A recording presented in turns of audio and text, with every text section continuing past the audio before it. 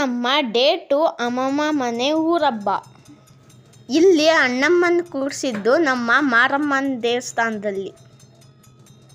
ಈ ದೇವಸ್ಥಾನ ನಮ್ಮ ಅಮ್ಮಮ್ಮ ಮನೆ ಪಕ್ಕದಲ್ಲೇ ಇರೋದು.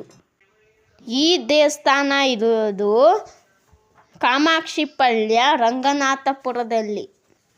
ನಾವು ಇದ್ರದ್ದು ಪೂರ್ತಿ ವಿಡಿಯೋ ಮಾಡ್ಕೊಳ್ಳೋಕ್ಕೆ ಆಗಿಲ್ಲ, ಯಾಕಂದರೆ ನಾವು ಹಬ್ಬದ ತಯಾರಿ ಮಾಡ್ತಿದ್ವಿ.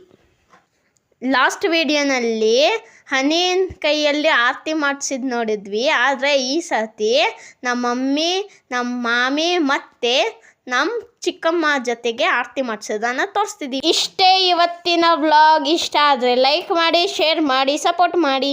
Thank you.